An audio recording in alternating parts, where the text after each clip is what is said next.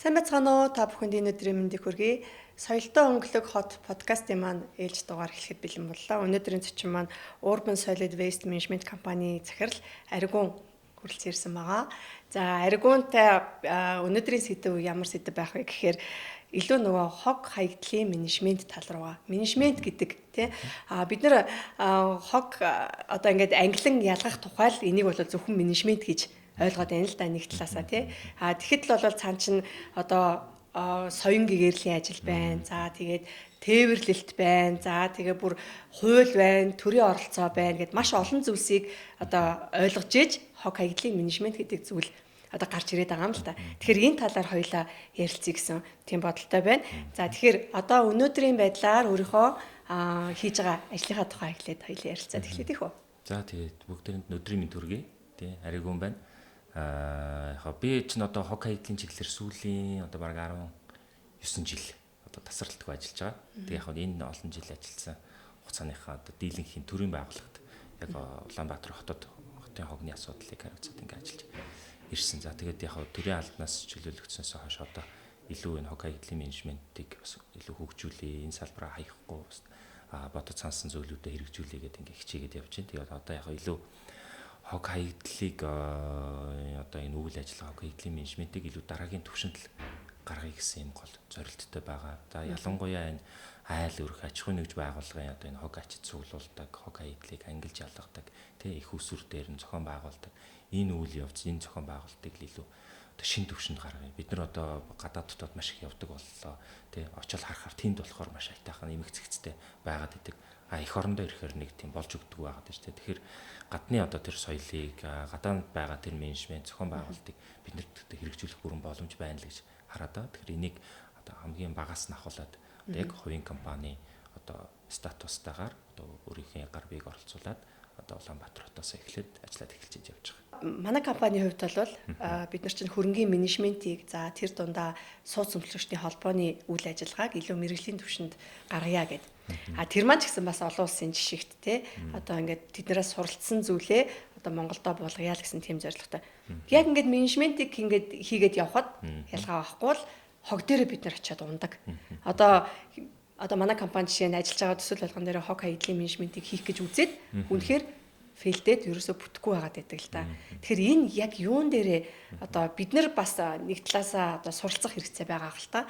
Тийм гэхдээ дид бүтцийнх нь асуудал за мөн хуулийн хэрэгжилт ч гэдэг юм уу. Маш олон юмны ингээд ийм гогцоо ингээд одоо байгаад байна даа л гэж хараад байгаа. Тэглгүй яхаа.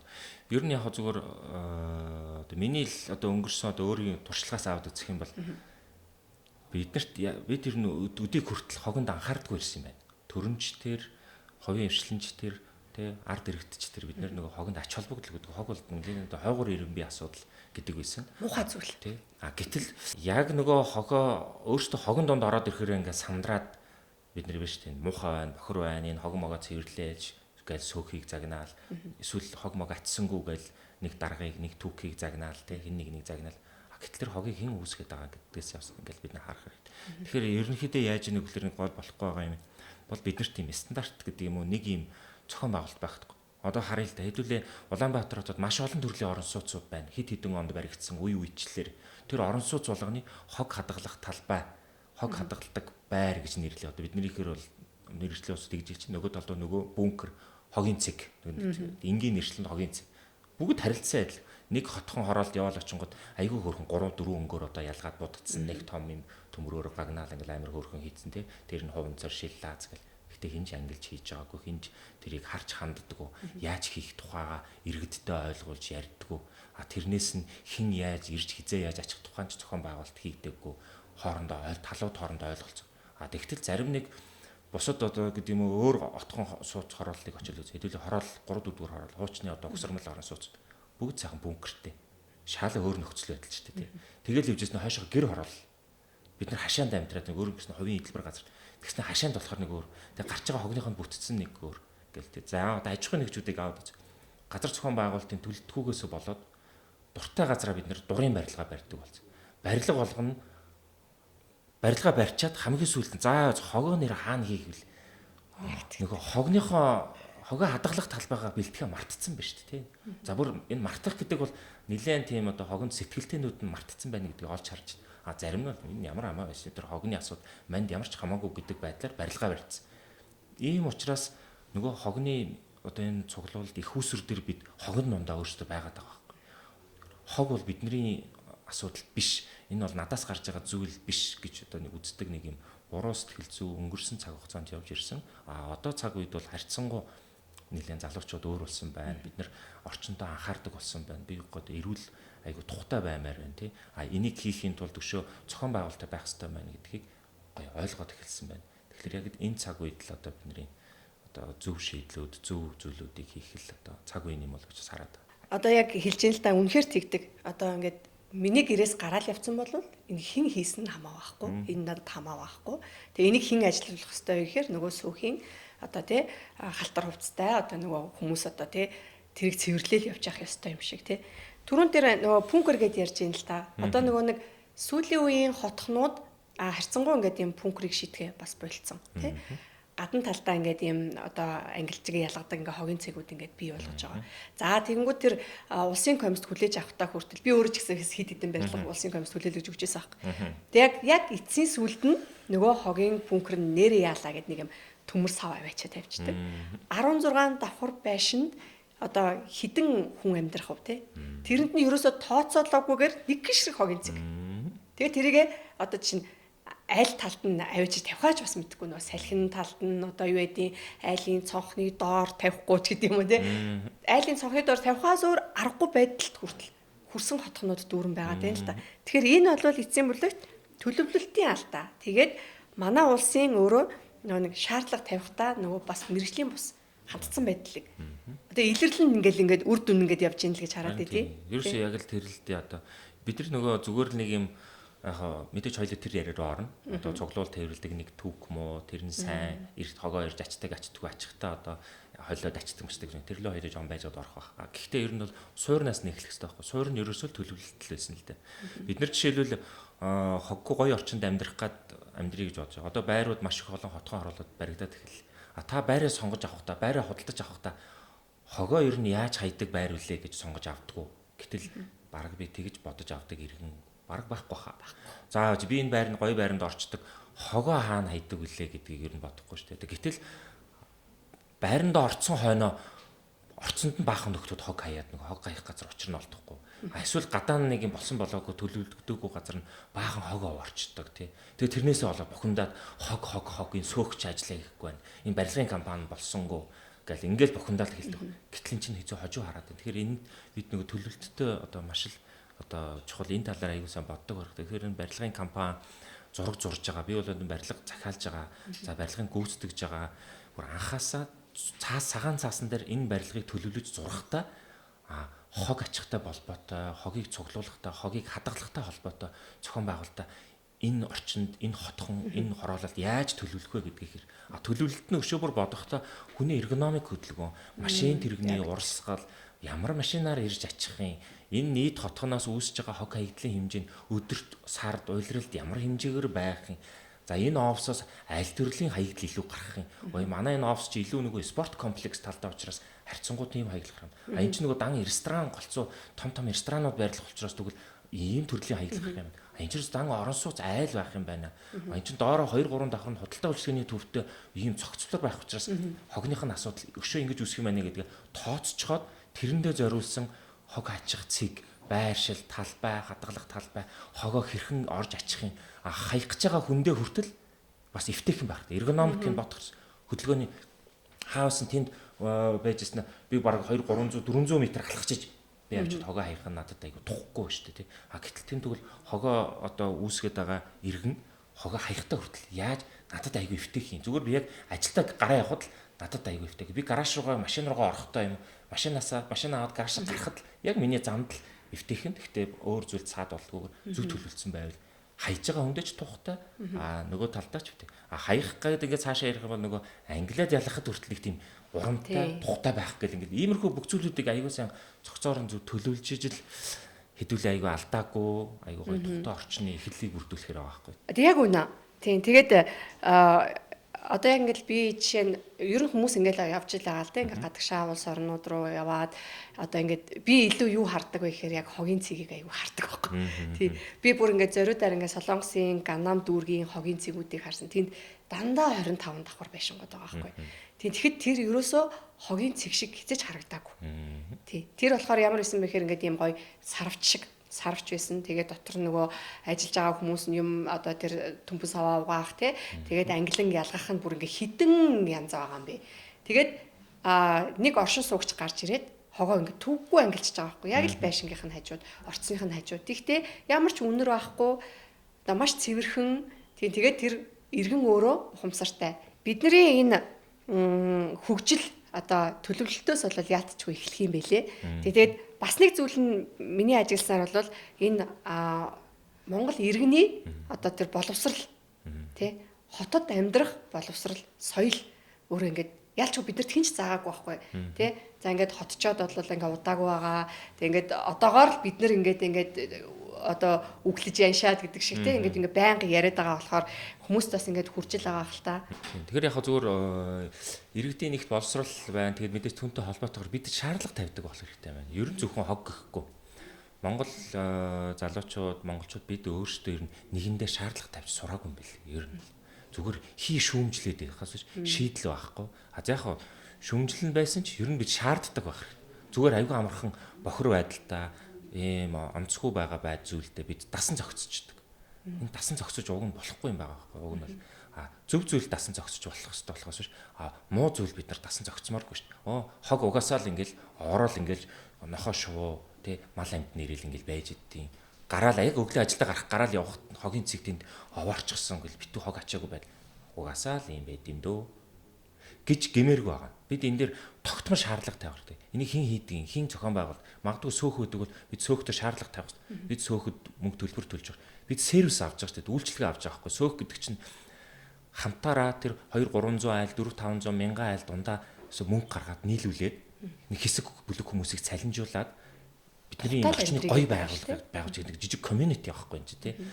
Тэгээд тэр сервисийг гоё мэрэгжлийн байлгаад өгөөч л гэсэн шүү дээ тий. Тэгжээд л чинь тэр шаардлага нэгт хамгийн багтаа сөөхд. За цаашлаад сөөхөнч гэдэг юм уу оршин суугчтайгаа нийлээд нөгөө хог ачдаг байгууллагуудтай шаардлага тавьж. Гэхдээ та нар аятайгаа ачиж наатайгаа. Та нар наатайгаа ингээ бидний англиа тавьсан юмыг англиад ачаач тэгвэл хин шаардлага тавьдаг, хин ч ярьдаггүй.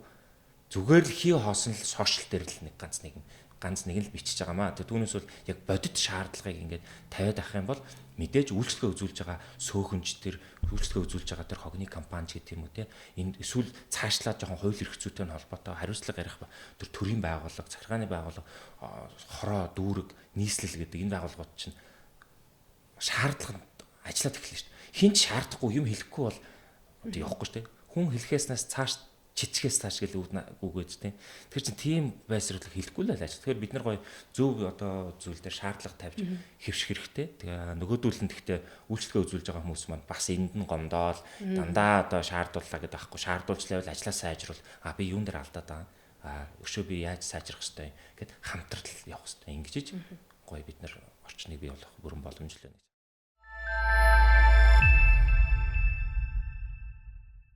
Сая хэллээ л дээ төрийн байгууллагуудын шаардлага тий төрийн байгууллагуудад шаардлага өгөх хэрэгтэй гэдэг. Гэхдээ төрийн байгууллагуудын одоо нэг хүртээмж нь айгүй муу идэм байх гэж би ойлгоод идэв. Яг нь ер нь ийм л дээ. Одоо ингээд ялангуяа хоёулаа хогон дээрээ буцаад фокуслах юм бол хог хаягдлын менежмент гэл тэгж ингээд маш олон оролцогч талуудтай байхгүй тий.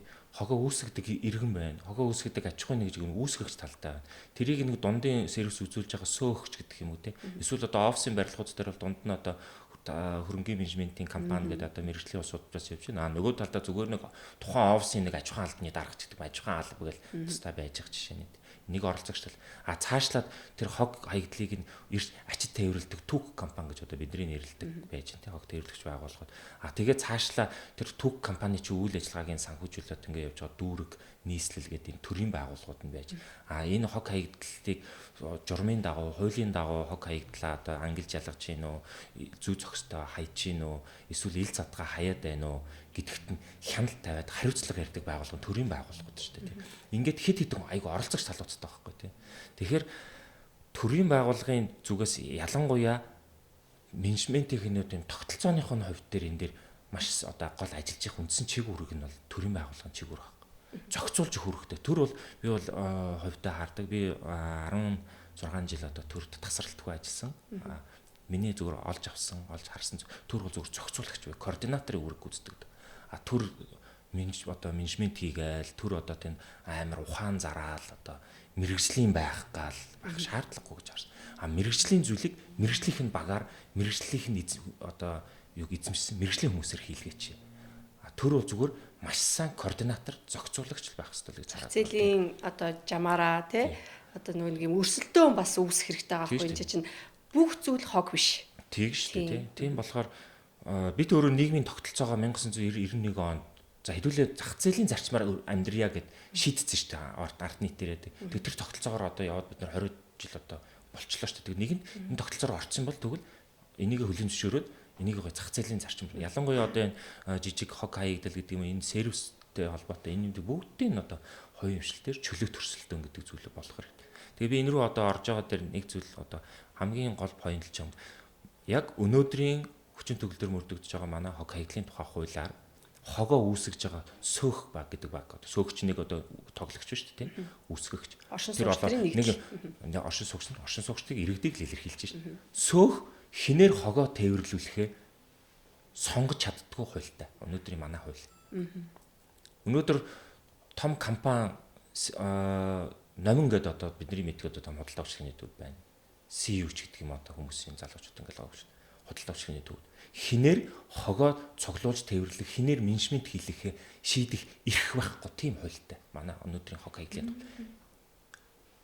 Нэг ёсондоо аргуу дүүрэгтэй хамааруулж ийн гэсэн үг тийм. Нэг ёсондоо энгийнээр хэлвэл аргуу би дээр би массаж хийх гэдэг шүү дээ. Би өдөр сервис үйлчлэг авах гэдэг. Энэ гурван одоо мэрэгжлийн хүмүүс ингэ байж байгаа. Би энэ нь илүү ур чадвартай, энэ нь илүү мэрэгжлийн уламжлалт талтай, илүү яг миний өвчин зөөр таарсан үйлчлэгээ сервисийг энэ хүн үзүүлж чадна гэж сонгох чи гэхэлэр сонгож болдоггүй. Тэрийг хэн сонгодгоо гэхэлэр төр миний өмнө сонгож өгдөг. Ой аргуна чи энүүгээр надад ажиллаа хийлгээ. Өөр гарч зохихгүй чамд гэдэг ийм утгагүй хуультай байгаа даа. Тэгэхээр энэ бол өөрөө нөгөө хуучны үеийн одоо социализмын үеийн хог хаяг цуглуулт хэвлэх үйлчлэгийг төр шууд хариуцдаг, төрөөс ингэж зохион байгуулж өгдөг нэг ийм үеийнхээ салж чадаагүй ийм тогтолцооны гажууд л байгаа. Тэгэхээр энийг бид өөрчлөөд би одоо өөрийнхөө заавруулсан үсгсэн хогоо цаашаа гаргахаас өмнө энийг та яриад авчих уу? Та миний энэ хогийг хэдээр ирж авах вэ? Энд нэг 50 төгрөгөөр ирж авах юм. Тэнт гэсэн чинь үгүй би танд илүү гоё менежмент санал болгоё. Наадах чинь би бүр таны хажууд ангилж ялгаад 40 төгрөгөөр ачаад өгье. Тэгсэн чинь тэнд бүр маш гоё технологи санал болгоо. Үгүй наадахантаа битээ санаа за наадах чинь зүгээр би бүр сансрын маш гоё технологи ороод ирсэн. Тэрүүгээр би хийгээд 30 төгрөгөөр хийгээд өгье. Би сонгомоор шүү дээ таагаар бас тийм. Надад энэ илүү таалагдчих. Үгүй манай хотхны орчин нөхцөл байдал ийм учраас илүү уламжлалт аргаас би сонгомоор байна. Би өөртөө ч хамтж ажилламаар. Гэх эрх нь одоо байхгүй учраас энэ эрхийг л хэдүүлээ одоо хуульчлалаад хийгээд өгчөөч. Энийг л төр хийгээд өгчөөч гэдэг одоо бид одоо яг манай салбарын хүн бол айгүйх ярьдаг. Тэгэд ингэх юм бол хуулинд энэ өөрчлөлтийг хийгээд өгчих юм бол ёстой зах зээлийн зарчмаар таагаар хооронд өрсөлдөн ш нэг аргуунд сервис үзүүлэх гэдэг шүү дээ. Хогны хог үүссэн хог хаягдлын аргуун гэдэг сөөх, аргуун гэдэг том офис, аж ахуйн нэгж байгууллагуудад сервис нь үзүүлэхдээ таагаар хооронд өрсөлдөх баг. Тэгтэл өнөөдөр хинч өрсөлд. Зүгээр л дүүргийн одоо засаг даргын сонгосон дүүргийн засаг даргаас томилсон нэг түүх очиж бидний хогийг аваад тэгээд сайн ч атсан юм уу, сайн сервис үзүүлсэн юм уу, сэтгэл ханамж гэдгээс үл хамааран мөнгийг нь дахиад дүүргийн дарга өгч шүү дээ тэр түүхүүдэд. Мөнгийн уг нь үйлчлэгээ авсан хүн би өөрөө өгч мөрөө шүү дээ тий. Тэгтэл яаж ийм нөхлөр би өөрийнхөө сервисийн мөнгөө дүүргийн даргад өгчөөд надад үзүүлсэн миний сервисийн мөнгийг дүүргийн дарга надаас авангуудаа дахиад нөгөө карманаасаа гаргаад нөгөө түүхд өгдөг. Ийм л хуулийн тогтолцоо яа. Энэ чинь л одоо нөгөө тогтолцооны боёо одоо төрийнхнийх маань хийх ёстой гол юм. Тэгээд цаашлаад мэдээж нөгөө үйлчлэгээний чанар сайн байх ёстой гэдгийг бол төрний мэргэжлийн байгууллагуудын чигүүрэг болдог бол хогоо их усэр дээр нь ангилж ялгая зөв одоо хэдүүлээ хаях майк гэдэг бол эргүү иргэд рүүгээ чиглэсэн одоо нэг бидэн рүүгээ чиглэсэн. Ингээд тал талын ингээд юм чигүүрэг оролцоонууд айгүйх байдаг. Энийг маш гоё зөв ойлголттой болгоод ингээд хэдүүлээ оролцогч талбар өөрийнхөө үүргийг ойлгочих юм бол хогны менежмент нэг тийм төвөгтэй биш. Бид 3 саяулаа.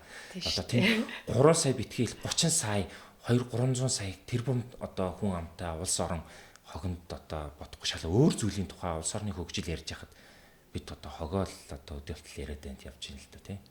Тийм. Одоо ингээд сөөхүүдийн хог аяллаа менежментийг гэл ингээл нөө дүүргээс нэг арга хэмжээ зохион байгуулаад тий. Тэгээ сөөхүүдийг чи уралдуулаад тэгээд шагнал аваад нэг тийм компанид ажил явдсан байлээ л дээ. Тийм тэгээд би нэг сөөхтөр очиж уулзалт хийжсэн. Тэгсэн чинь ингээд үнэхээр ангилсан байгаа юм. Тийм одоо тэр ажилчид нь бол ингээд амар ууггүй ангилсан байгаа байхгүй. Гэхдээ гэрээсээ гарахтаа бол ангилаагүй гардаг. Тэгтээ ажилчид нь тэргээр нөө тодорхой хэмжээнд борлуулад мөнгө болгож авдаг учраас ингээд ангилчихж байгаа байхгүй. Тэгээд нөгөөтгөө ингээд цуглуулад байдаг хүн ирж авдаггүй гинэ. Яагаад вэ гэхээр нөгөө хүмүүс нь одоо ачаалаа дийлэхгүй байна уу нэг талаасаа за зарим нь магадгүй ингээд дампуурсан ч гэдэг юм уу. Тэгэхээр им хогийг одоо давхар бүтээгдэхүүнийг одоо бүтээгдэхүүн болгох одоо энэ менежмент бас хөгжиж чадахгүй байгаа шалтгаан нь одоо энэ нөгөө нэг төрийн оролцоотой холбоотой байх уу? Тэглэг яхаа. Одоо дахиад би сая би бол яг цуглуулт төвлөлтөй холбоотой тогтолцооны нэг point хэллээ шүү дээ гажуудал. Би дахиад дараагийн нэг гажуудал бас яг саяныхтай шууд холбоотой. Яагаад тэгэхээр шүү дээ тий төр хог хаягдлын хураамж гээд айл өрх аж ахуйн нэгж байгууллагын хогоо үүсгдэг улсуудаа сервисийн мөнгөний төр авангуудаа цаашаа дамжуулаад өгч шүү дээ. Тэгтээ өгөхдөө тэр түүх гэдэг байгууллагууд нь хогийг холиод хольж ачаад тэнд авчид байгальд буюу одоо төвлөрсөн хогийн цэг гэдэг байгууллагт газар авчаад хайж агаад нь асар их мөнгийг урсгаад идэг. Гэтэл тэнд хогийг ангилсан хогийг нь очиод тусад нь авчиж тээвэрлээд тэрийг нь дахин боловсруулдаг үйлдвэрүүдэд нийлүүлчих эсвэл дахин боловсруулдаг үйлдвэрүүд нь өөрсдөө очиод авчия гэхээр тэр очиод авсан зардал дээр нь төр нэг төгрөгнийч нэмэр өгөхгүй. Нэг төгрөгнийч урамшуул байхгүй. Тэгэхээр мөнгө урсгалаа ингээ харах юм бол яаж нь зүгээр бохирдуулаад холиод ачсанд нь л төр зүгээр өстө тоон тутамд нь ингээл мөнгийг хэдэн тэрбумаар нь цацж штэ одоо тий. Гэтэл энд ялгаа тавьсан хогийг аргун очиод ачия өөр нэг итгээд очиод ачия тэрийг нь эдийн засгийн эргэлтэнд оруулаад тэр хогийн цэгт хаях байсныг нь болиулчихъя гэдэг нь очихоос өмнө таслан зогсоё урьдчилан сэргийлье гэдэг байгаа хүмүүст бүр нэг төгрөгнийч дэмжлэг байхгүй шүү дээ. Нэг төгрөгийн урамшуул байх. Тэгэхээр хин энэ зах зээл рүү явах вэ? Тэгвэл нөгөө мөнгөөр хугжаад мөнгө ингээд хитрхи сул өгöd байгаа юмруу зах зээлийн зарчмаар явж та. За боли би ийм ялгаа тавьсан давхар ачдаг бизнес хийх үү? Зүгээр холиод ачдаг бункрийн хог ачаад явбал илүү мөнгө олох үгүй л яг өнөөдрийн байдлаар бункрийг ачаад бункрийн хог ачсанд нь илүү мөнгө өгч байгаа. Бункрийг ачаад явсан түүх компани жолооч хамгийн багадаа 3 сая 500 мянган төгрөгийн цалин авч байна. Хамгийн багадаа ачигч нь 3 сая төгрөг. За тэгэл тэрнээс дээш. Энд давхар ачаад цуглуулад явдаг жижиг хувийн хвшлийн компани ажилчдын цалин нөгөө давхрыг чинь очиж үнэгүй ачаад авчихна. Авсан юмаа аваачаад нэг үйлдвэрт зарж чинь. Тэгээ нэг зарсан хэдэн тоор хөргөөрөө буцаагаад цалингаа авахлаа юун 3 сая битгий нэг сая гаруй төгрөгийн нэг төгрөг жоохон цалингаа олж аваад болоод ид. Тэгэхээр нөгөө хөдөлмөрийн зах зээл чинь хаашаа явах юм тэгвэл хөдөлмөрийн зах зээл одоо их мөнгө өгж байгаа юм шүү дээ. Их мөнгө өгж ийн гэхэлэр нөгөө бохир хог гэдэг юм чинь ингээд бодлого ингээ явчихар чи өөрөө хогоо ангилж яах юм бэ? Зүгээр холио тайсанд нь илүү их санхүүжилт өгöd байгаа юм чинь тийшээ л явъя гэдэг үр явчихсан. Тэгэхээр нөгөө сөөх дээр 1000 англианд ангилаад очиж чадахгүй. Тэг яг Монгол улс өөрөө үйлдвэрлэгч орон нэгт биш. Дээрээс нь зүүн өмнөд Азийн гэх юм уу хятад дургшаага энэ Азийн орнуудтай ингээ харьцуулахад давхар түүхийн эдийн зах зээлийн үнэлгээ Монгол улсад маш бага. Нэг тийм овоож оцоотлоо одоо бүр амар өндөр ашиг олоод хийгээл ингээ. Гэтэл манай одоо зарим төрийнхэн маань юу гэж хардаг гэж. Харгуна наад бол чи наад хуванцраа цуглуулж аваад хуванцраа зараад мөнгө олж явахт чинь чи дахиж нэмж мөнгө өгнө гэж яриад ах юм. Юу гэж байгаа наа чи бизнес шүү дээ. Наад хүн чи өөрөө хогоо түүгээ түүсэн хогоо аваач зараад мөнгө олж явахт чи дахиж мөнгө өгөх гээд ах юм. Хөөх юм нэг баг холио тавьсан хогноос чи ямар ч мөнгө гарахгүй байгаа юм чинь харин энийг нь мөнгө санхүүжүүлдэг байдаг ингээд. Тийм сонин ойлголт яриад шүү дээ тий. Гэтэл цаагаараа бид холио тавьсан хогжинд байгальд аваачид хогийн цэг гэдэг газар авч тавиад байгальд ямар их уур амьсгалын өөрчлөлт метан хий ялгарл нөгөө хөрсний бохирдол гэдэг бүх юм чинь тэнд бол сөргөөрөө байгальд одоо маш том юм хийгээд байгаагаа жоохон ойлгооч л гэж хэлмээр байна. Тэгэхээр айл болох дахиж ялгаж байгаа, дахир болгож байгаа энэ зүйлүүдийг бид нөгөө төр хууль эрх зүйн хувьд урамшуулад эднэрлүү мөнгө өгдөг болчих. Харин бохир ачсан юм руу мөнгө өгөх нь ер нь багасгачих. Огт өгөхгүй гэж болохгүй л дээ мэдээж ер нь бол бүх хог мөнгө болж чадахгүй учраас тэгэхээр энд нэг бодлогын хувьд өөрчлөлт гаргах хэрэгтэй. Тэгээд манад нөгөө үнэлгээ баг гэдгийг хэлсэн учраас давхрын бизнес төдийлөн хөгжиж бас чадахгүй байдаг. Яг хөө гэхдээ нэг бор зүрхээрээ 5 төгрөгийн төлөө ингэж явж байгаа хүмүүс ингэж байгаад байгаа байхгүй. Түүнээс бол үнэхээр одоо тэрийг одоо олоод бүр овооч зотл баяжцсан би хогны одоо чиглэлийн хөрхийн хүмүүс бол гарахгүй. Ямар ч сан холтой хоноод явж байгаа тэр хүмүүст.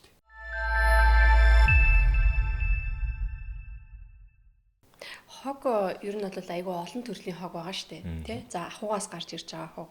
За тэгээд нөгөө үйлдвэрийн хог, барилгын хог, тэгээд нөгөө одоо энэ нөгөө автомашинаас хүртэл хог гарч ирж байгаа. Тэнгүүд одоо томоохон одоо яхаа MCS бол жишээ нөгөө хуванцар авдаг тий. Тэгээд тэрнийхээ менежментийг бас ингээд тодорхой хэмжээнд арай өөр төвшөнд ингээд гоё ингээд саваа өөртөө аваачиж тавиа. Тэгээд тэргээ дүүрхээр нөөсдөө аваад буцаагаад хоослоод авцарч ир тавиад ч гэдэг юм уу. Тэрэн шиг одоо ингээд томоохон барилгын компаниуд барилгын компани гэлтгүүл те ер нь томоохон компаниуд юм хогны менежмент рүү бас орж ийнө гэж би бас хараад байгаа.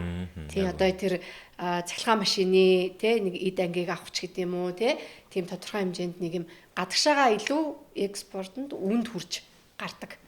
Тийм хогны тухай бас юм менежментас байд юм шиг байна. Тэглгүй яхаа. Одоо дэлхийн томоохон компаниуд чинь бүгд тэр нөгөө байгаль орчны том бодлоготой. Яавал тухайн үйлдвэр, худалдаа энэ байгууллага үйлчлэгнээс гарч байгаа хаягдал болоо тэр хаягдлаас байгаль орчинд үзүүлж байгаа сөрөг нөлөөлөл хэрхэн яаж бууруулах вэ гэдэг маш том бодлоготой явждаг. Тэр бодлогынхаа хүрээнд жил болгон хогоо яаж багасгахын маш олон салбар үйл ажиллагаа бизнес өргөжж байгаагийн хэрээр хог хаягдал тэр ихэр гарч байна. Хог хаягдал тэр ихэр гарахын хэрээр байгаль орчинд үзүүлэх сөрөг нөлөөлөл нь их болж идэг. Нөгөө талдаа байгаль орчинд үзүүлэх сөрөг нөлөөллөө бууруулахгүй байгаа тэр бизнесийн одоо нийгэмд үзүүлэх, нийгэмд байх байр суурь нь буцаад унжидаг гэдэг ч юм уу те. Эсвэл томоохон хөрөнгө оруулалтууд нь одоо орж ирэхэ болж идэг, саарж идэг. Дэлхийн өнөөдөр одоо хөгжлийн бодлого гэдэг юм байхгүй болж те. Дэлхийн одоо компаниуд бүгд байгаль орчин руу чиглээд нөгөө талдаа томоохон зээл өгдөг Дэлхийн банк гэдэг юм уу, Азийн хөгжлийн банк гэдэг ч юм уу те. Ер нь энэ олон улсын томоохон банк санхүүгийн байгууллагууд хаашаага мөнгө өгöd илүү байгаль орчин руу чиглэсэн эсвэл томоохон сангууд байж штэ. Энэ сангууд дандаа байгаль орчны төслүүд рүү, байгаль орчин руу мөнгө хийх гэдэг чинь. Тэр дэлхийг бөөндө хайрлал гэдэг чинь цаавал утгаараа тий.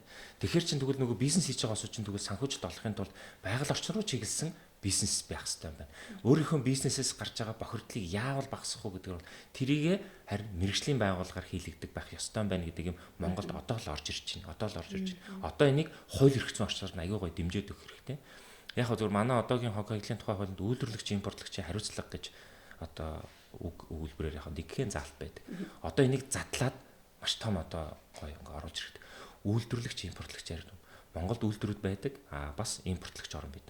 Тэгээ импортоор томоохон одоо олон массаар оруулж ирж байгаа бараа бүтээх оруулах компаниуд үүн дээр нэгсэнд хариуцлагатай байл гэж. Түрүүн одоо MCS үйлдвэрлэсэн бараа бүтээгдэхүүнүүдээ хуванцар сабаглаг цуглуулж авдаг гэл энэ бол үйлдвэрлэгчийн хариуцлага биелүүлээд хэрэгжүүлээд явж байгаа гэнийг илэрл. Тэгтэл одоо магадгүй зарим компаниуд хэдүүл хоёулаа бодъё л да хаягдл дугуй оруулж ирдэг. Одоо энэ автомашин, маш их олон машин гэлж төгс. Энэ машин чинь бүгд дугуйгаар явж байгаа. Тэр дугуйгийн одоо хилээ галер одоо хичнээн мянган тонн дугуй орж ирж байна өнөөдөр. Тэгвэл тэр дугуй чинь буцаагаал илэгдээл хаягдл болоо байгаа шүү. Яаж дахин босруулах хэвтэй юм. Тэр яаж байгальд ээлтэй байдлаар бид нар хаях хэвтэй гэдэг дээр анхаарах. Тэрийг тэгвэл тэр импортлж байгаа байгууллагуудад хариуцлагыг нөрүүлээд харин та нар тэгвэл оруулж ирсэн бараа бүтээгдэхүүнээс үүсэж байгаа хаягдлын асуудлыг шийдчих юм бол та нарт тэгвэл татврын хөнгөлж хөлөөтлөж үзүүлчихье. Та нарт ийм сайхан дэмжлэг үзүүлчихье гэдэг ийм бодлого бид нарт дутагтаад байгаа юм. Импортлогч нарын явж тэр үйлдвэрлэгч нар. Тэгвэл одоо MCS сапаглаадлын асуудлуудыг окейг шийдээд эхлэх юм бол тэгвэл MCS-д бид нар баярлаа гэд буцаад MCS-д ямар хөнгөлт урамшууллын тухай ярих хэрэгтэй юм. Яг хөө тийм том компани нэг том нөхцөл үзүүлэхгүй ч гэсэн төр тодорхой хэмжээнд урамшууллаа үзүүлж л авах хэрэгтэй тий. Сайн байна гэдгийг хэлж явах хэрэгтэй. Гэтэл одоо тийм хууль дутагтаад байгаа тэгээд мэдээж энэ сайжралтай холбоотой бас төрийн одоо манай дарга зэрэгийн дээгүүр байгаа хүмүүс маань нэлээд бас сонирхоод ингээд аягүй сайхан хандлагууд бий болоод эхэлсэн гэж би бас харж байгаа. Тэгэхээр удахгүй өөрчлөгдөх байгаа. Төрийн бус байгууллагуудын нэгдлийг л их одоо төрийн байгууллагууд их сонсдсон байлээ шүү дээ. Нөгөө компаниудын хувийн хвшлүүдийн нэгдэл нэг төрийн бус байгууллага холбоо болоод тий. Тэгээд одоо энэ хог хаягдлын одоо энэ менежментийг ярьдаг одоо төрийн бас байгууллагч гэдэг юм уу. Тий. Одоо энэ одоо биднэрт ер нь бүгдээрэнд нь л хэрэгцээтэй байгаа. Одоо манай салбарынх гэдэг жишээ нь одоо маргааш сүүхийн хуулийн шинжилсэн найруулгын хилцүүлэгт ингээд оролцохоор болж байгаа байхгүй. Тэгээд би ялгаа байхгүй хог хаягдлыг ярих гэж байгаа. Тий. Сүүхийн хуулиндаа ч гэсэн энэ хог хаягдлын менежментийн тухай оруулаач ээ. Тэ энэ сөөхн өөрөө одоо хогоо ингээд зөв англин ялгах тий оршин суугч нараа хүмүүжүүлэх, соён гэрүүлэх ажлыг бас давхар зохион байгуулдаг хэрэгжүүлэгч байгуулга нь бас байх хэрэгтэй болж таарад байгаа байхгүй. Тэгэхгүйгээр зүгээр одоо нөгөө л одоо байгаагаараа л байгаад ах юм бол нэг тийм нэх өөрчлөгдөх зүйл байхгүй. А мөн сүүхийн хуулинд жишээ нь бас даатгалын системийг бас оруулж өгөх хэрэгтэй юм байна. Гэл ингээд одоо яг одоо хувийн хөвшил бид нэг талаасаа бид хөгжүүлэхийг хүсэж байгаа. Тэ тэр талаараа одоо нөгөө энэ хог хаягдлын менежментийг хэрэгжүүлж байгаа төрийн бус байгууллагууд ч гэдэг юм уу ийм зүйлс ийм байгууллагууд ер нь байдаг уу? Яг манад Монголын хог хаягдлыг дахин боловсруулах үндэсний холбоо гэдэг байгууллага байдаг. Гэхдээ яг хогтой холбоотой хэд хэдэн төрийн бусууд бол байдаг. Тэгээ энэ Монголын хог хаягдлыг дахин боловсруулах үндэсний холбоо бол илүү яг голцоо нөгөө дахин боловсруулалт гэдэг талдаа илүү фокуслсан. Давхар гэдэг талдаа фокуслсан байдаг. Тэгээ энэ нөгөө Улаанбаатар хот гэлтгүү Монгол улсын хэмжээнд байгаа одоо тийм хог хаягдал дахин боловсруулдаг үйлдвэрүүдийн нэгтгэж гисэн гэдэг юм уу те гишүүнчлэлтэй ийм холбоо байна.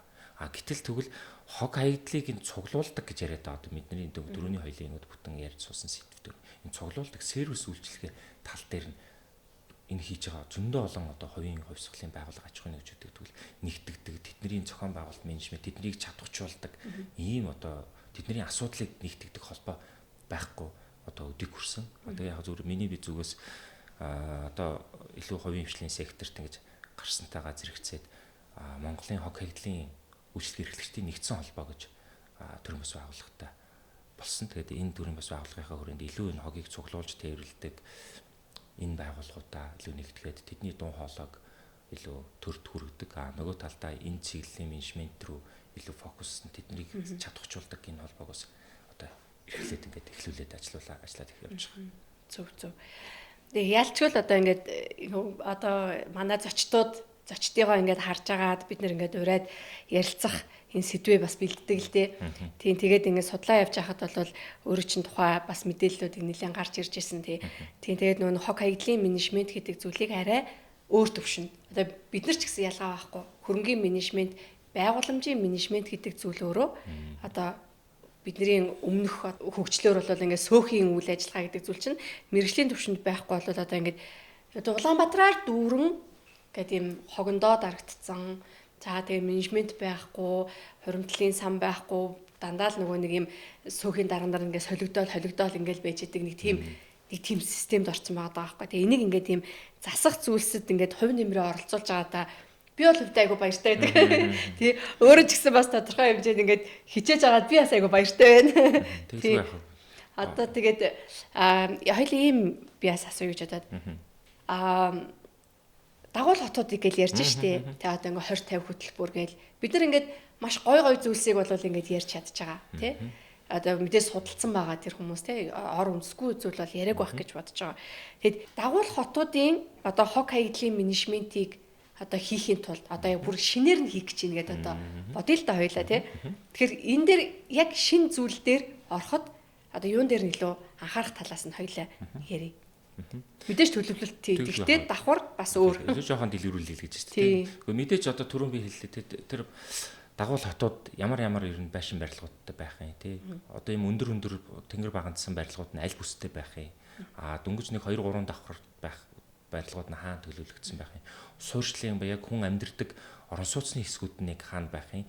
Офис, худалдаа үйлчилгээ, одоо бизнес центр нь аль талтай байх юм гэдэг төлөлтөөсөө эхлээд тэгвэл энэ төлөлтөд уялдуулаад тэгвэл нийт хотынхаа хэмжээний хог хаягдлын хэмжээ нь ер нь ямар хэмжээний хог үүснэ гэж харж байгаа. 5 жил, 10 жил, 20, 30 жилийн хугацаанд энэ хотоос ямар хэмжээний хог үүсэх юм. Тэгэл одоо цаашлал тэр хотын хүн ам бизнесийн өсөлт эдийн засгтаа нь уялдуулаад дагаал хогных нь хэмжээ нь өсөөл явдаг. Наандаж хогных нь хэмжээгээ мэддэг байх. Бид нөгөө хэмжээгээ мэдэхгүй, хэмжиж мэдэхгүй учраас цаашаа юм ярьж чадах болчих. Эхний ээлжинд хэмжих хэрэгтэй хэсэг төлөж байгаа ажил. За ингээ хэмжчих юм бол цаашлаад За тэгвэл хэрхэн яаж энийг зохион байгуулах юм? Ямар технологи хэрэглэх юм? Яг өнөөдрийн байдлаар бид нар нөгөө явдаг нэг юм хогны машин ингээл очиод явах юм нөгөө бункерийн гэдэг системээр явах юм уу? Арай өөр хувилбар нь явах юм. Эсвэл одоо тэр мундаг Европын зарим орос орнуудад одоо финематик гэдэг систем л бүр одоо газар доогуур одоо ингээл баг хогоо ингээл Түрк гэдэг шүү дээ. Табад сорж аваад тэгэл одоо доогуур нь бүх хогных нь газар доор хогны хот нь ингээ байж идэг жишээ нь тий. Тийм юм байх юм уу? Тэр технологиг даах юм уу? Тэгээд ийм технологийн сонголтууд хийгээд технологитой холбоотой зардал үйлчлэгээний хөлсийг манай хотын иргэд аж ахуйн нэгжид бас даах юм уу? Гэх маа бод. Түүнээс бас шууд одоо нэг хотыг дуурайгаад амар өндөр технологи оруулаад ирдэг. Тэрийг бид нэг хэрэгжилж чадах юм уу? Тэгээд сервистэй холбоотой мөнгө санхүүг нь даах юм уу гэл ингээд. За тэгвэл цуглуулсан юмудаа бид нэр одоо дахин боловсруулах гэдэг юм. Тэр хоттой дахин боловсруулах юм уу? Хажуугийн хотод боловсруулах юм уу? Гэл тэ эхлэн. Тэгээд тэгвэл бүх хог дахин боловсруулж чадахгүй учраас үлдсэн хогоо бид нар хаана зохицуулах юм? Шатаах юм уу? Тэр нь шатааж буюу одоо оврын хэмжээг нь бууруулах гэдэг л технологи байхгүй юу хог шатаа гэдэг. Тэгээд шатаагаад шатсан энерги бид ашиглаад дулаан цахилгаан гаргадаг байх юм уу? Тэр дулаан цахилгаанаа одоо буцаагаад энэ хот руугаа нийлүүлэх үү? Тэр нийлүүлэх цахилгааных нь хүртээмж нь манай хотын яг аль хэсэгт нь хүртээмжтэй. Тэгвэл энийг хаана байрлуулах юм гэдэг юм уу тийм. За тэгээд боли бүр нөгөө шатааж болдгоо хайдлууд гэж биш шатдаггүй. Тэгвэл тэрийг хаана дарж болох юм? Дарж болохын тулд энэ байгаль дээлтэй байх юм уу? Байгаль дээлгүй байх юм уу? Тэгвэл дарж болдог ямар технологиг сонгох юм гэл. Гэх мэтлээ ингээл ер нь цогцоор нь ингэж л харах хэрэгтэй. Тэгээд мэдээж том хот хүн амьд юм чинь бүхэл юм амьд организм. Тэгээ ялангуяа би бол хог гэдэг энэ зүйл бол өөрөө одоо нөр өдөр тутам гэргэлдэж идэг. Хүн байгаа цагт л хог үүснэ тий. Хүн байгаа цагт л хэзээ ч хог үүсэхгүй. Одоо магадгүй би 2100 оны тухай хэлээ төсөөлөхөд 2100 онд одоо иргэн аргун нэг хог үүсгдэггүй аргун үүснэ гэж бол байхгүй баг тий. Зүгээр хогийг шийддэг болсон технологиуд бол гарцсан байх. Хог бол гарсан байдгаар л байна. Хүний хэрэглээ учраас тий.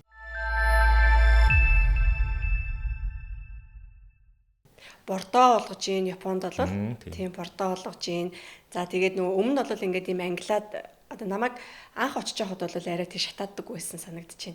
Сая сүүлд Японд очиход бол ингээд шатаадаг болцсон байгаа хгүй ингээд шатаах хогнуудаа ингээд англиа ялгадаг болцсон байсан. Тийм тэгэхээр уг нь бол би яг одоо чамтай айгүй саналыг байна л да. Бид нар уг нь цөөхүүлэх нэ тий. Тэгээд ийм жижигхэн газар л амьдарч ийн. Тийм нэг яг төвчрлөгөө бол зүгээр л хоёр хотын захад бол нэг хитгэн хугацаанд л яваад очих чинь тий. Тэгэхээр уг нь бол ийм хөгжөхөд бас юу боломжтой. За тэгээд нэг талаасаа бид нэр одоо ингээд тамхины хууль манад ямар амар амжилттай хэрэгжлээ. Тэр шиг магадгүй энэ хог хаягдлын тухай энэ одоо хууль хэрэгцсэн байдал ч гэсэн яг хяналт шалгалт айгу муу явсан болов гэж одоо би хувьдаа бодоод идэв. Тэгээ хууль нь бол бэлээ. Тэгээ бас нэг талаараа бол бас ингээд хангалттай зүйл залтуудаа л оруулсан юм бэлээ. Тий. Ер нь тэглэгээ хад уг нь хууль байдаг тэгэл хэрэгжилт талдаа ч их төвөгтэй л дээ. Ялангуяа одоо манай хуулийн нэг одоо хариуцлагын санкцууд байдаг шүү дээ. Ил задгаа зориултын бас газар хог хаявал иргэнийг аж ахуйн нэгжийг тэднийг жир торгоно гэл. За бүр одоо нэг айгу сонирхолтой нэг заалт нь юу гэхээр хог хаяж байгаа зөрчил илрүүлсэн иргэнд урамшуул өгнө гэж байна. Бүр урамшуул өгөхдөө торгуулийн хэмжээнийх нь тэдэн хуваар гэдээ бүр хуульчилсан шүү дээ, тий хуулинд. Тэр хууль батлагдсан 17 оны 5 сар 12-нд батлагдсан. Энэ цаг үеэс хойш нэг ч удаа тэр заалт хэрэгжээгүй. Тэр үед мэргэжлийн хяналтын байгууллага байсан. Одоо бол яхаа байхаа болчихлоо шүү дээ. Гэхдээ мэргэжлийн хяналтын чиг үүргийг гүйцэтгэж байгаа улсын байцаагч нар гэх хүмүүс нь байна. Мэргэжлийн хяналттай холбоотой хууль эрх зүй, байгаль орчны холбогдох хуулиуд нь байсаар л байгаа. Хэрэгжүүлэхгүй л байгаа. Тэрийг хэрэгжүүлэх гэдэг магадгүй хэрэгжүүлэхтэй холбоотой зарим нэг журам гарах хэрэгтэй байж магадгүй зарим нэг дэмжлэг болох хэрэгцээнд шаардлагатай актууд гарах шаардлагатай байж бол тэрийг нь хийхгүй л байна л да. Хийхгүй. Тэгэхээр нэг хариуцлага байхгүй, хариуцлагыг ноогдуулахгүй болохоор чинь хинч бас болохгүй шүү дээ. Мэдээж одоо таниулахгүй байна уу? Нэг талдаа таниулах гэдэг ажлыг ч одоо төрийн байгууллага өөрсдөө хийх хэрэгтэй. Таниулж байгаагаа бас илэрхийлээд айгаад байна л да. Зүгээр байгаа. Би бол нэг шүүмжилтэй ханддаг юм юу гэхээр яг зөв манай голцоо дарга нар чинь нөгөө улс төрийн талын хүмүүс байж шүү дээ тийм мэдээж улс төрийн албаагч нар байдаг. Хуулиараач тэр. Тэгэхээр чинь голцоо нөгөө хэд иргэндээ хариуцлага тооцчвол сонгогдож чадхаа болж байгаа гэж байна. Тэ. Эсвэл одоо хогны хураамжийг л одоо жишээл тариф татвар нэмдэг эрх зүйн төр дөөртөн байд. Тэрийг нэмчихье гэхлээр татвар нэмлээ чи чамайг дахиж сонгохгүй гэж тэрнээс айгаад ингээд сонгож чадахгүй маш олон жил болсон. 2017 онд хууль батлагдсанаас хойш хогны хураамжийг одоо л сүүлийн 1-2 жилийн хугацаанд аймаг орон нутаг сум дүүргүүд нэмж эхэлцгэээж шин нэг юм нэмцгэээж байна. За одоо яг нэмгээл хүү яа гэж сонгуул болох гэж. За болж. Тэгэл байж идэл за нэг юм сонгуул дуслаа. За одоо их сонгуул дуусны араас хурдхан шиг батлая гээл орон нутгууд нь ингээл зарим нэгүүд нь батлал. Одоо нэг юм жоох ингээл явж л байна.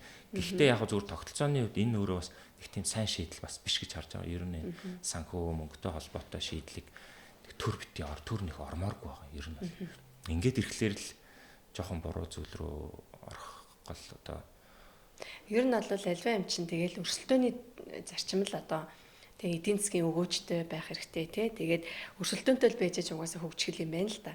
Тий. Одоо манайх чинь Дархан хотын сүүхийн шинжилгээг хариуцаж ажиллаад одоо нэг 7-8 сар болж байна уу?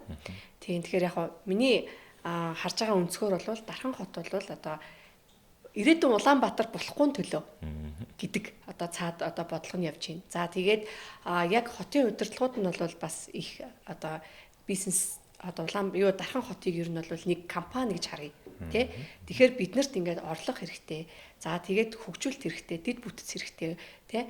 Тэгээд ингээд ийм залуучуудын хот гэдэг нэртэй учраас бид нар залуучуудын гоё дэмжих хэрэгтэй ч гэдэг юм уу.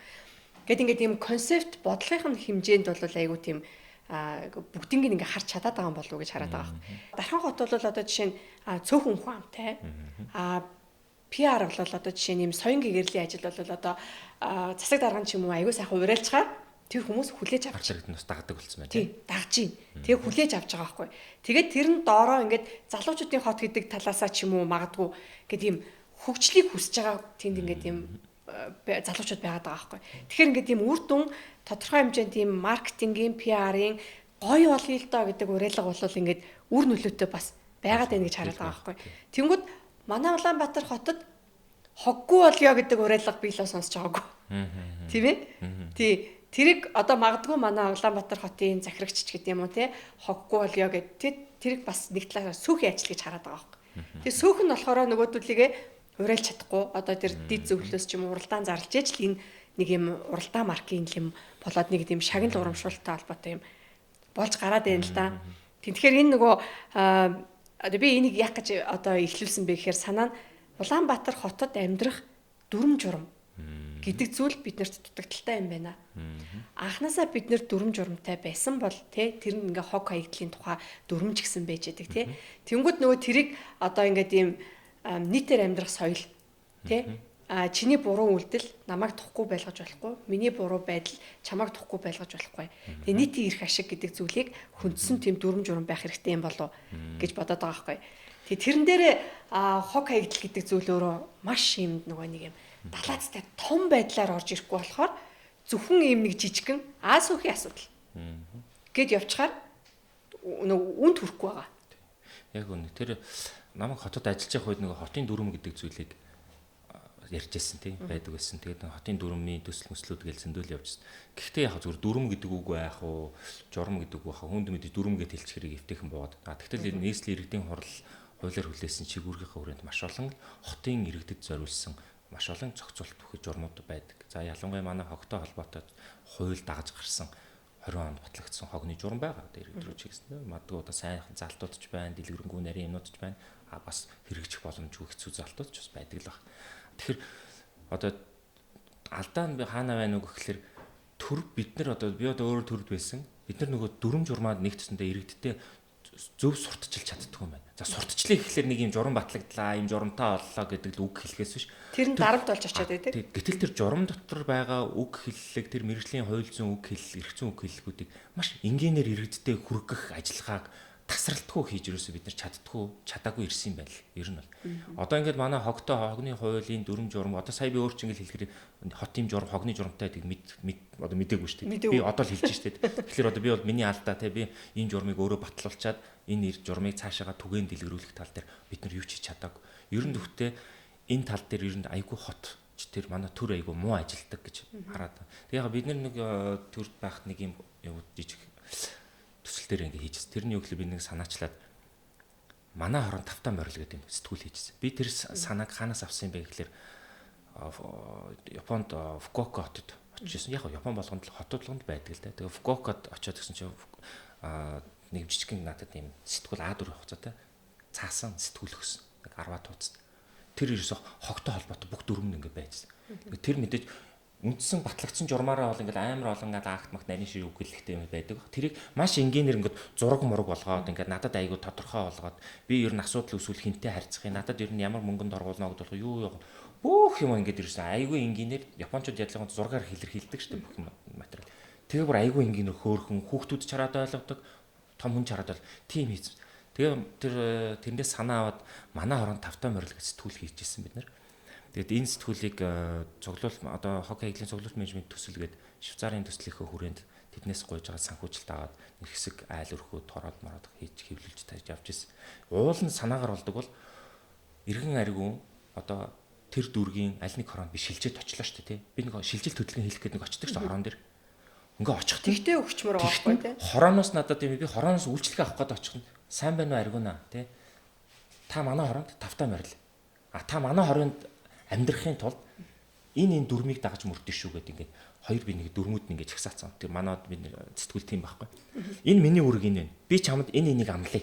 Хорон дарга би чамд ингэж тусалж чадна ингэж. Би энэ үүргээ бий. Эрг нь та энэ үүргээ биелүүлнэ. Та амлаж гин хоёлоо гар үсэг зурдаг хэсэгтэй тэр. За ингээм. Тэгээ хоошоогоо яваад ирэнгүүт нь надад хэрэгтэй маш олон мэдээлэлүүд. Хэрвээ байр гал гаруул яах? Онцгой байдалтайгаа яаж түргэн дуудвал яах? Цагтаа ямар нэгэн нийгмийн хэв журамтай холбоотой асуудал гарвал тэгвэл энэ хог хаягдaltaй холбоотой асуудал гарна. Зүлэг ногоо тогтчлт явган зам нэвдэрсэн бол яах?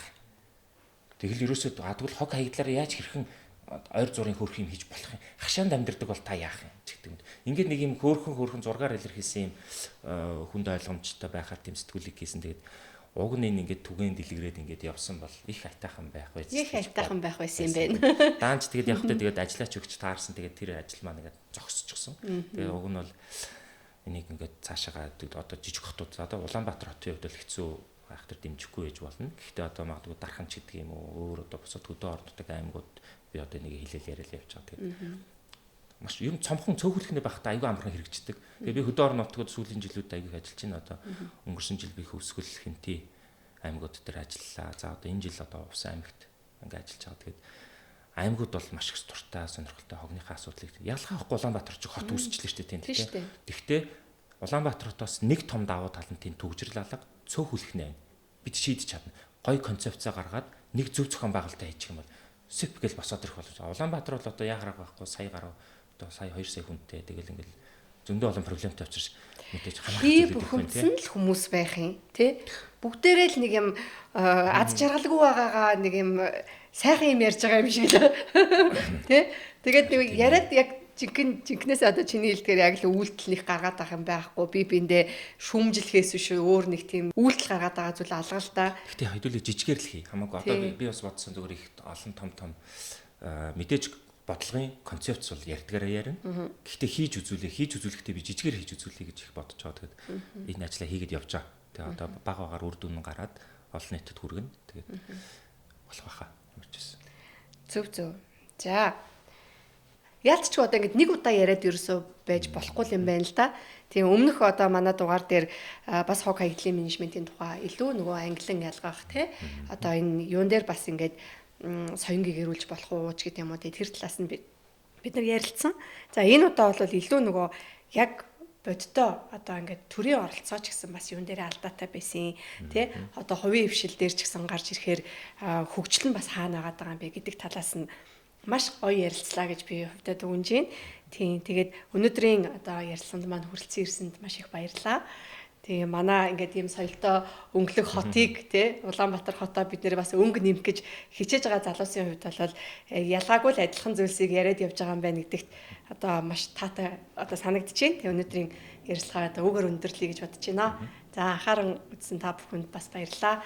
Заргунд бас өсвөл үг хэлээ. Баярлалаа. Тэгээд танаа подкаст бас их сонирхолтой байна. Тэгээд бидний зорилго агуулга цаанаа бүр яг нэг юм байна. Илүү хамт байх хэрэгтэй юм байна. Тэгээд хэдүүлээ бодож санаж байгаа зүйлээ ил гаргаад бодит болгохын төлөө тэгээ хамтраад гоё удаад явъя. Тэгээд шантрахгүй тэгээд баг ч гэсэн зүйлийг алах мод хийгээд л явжээ.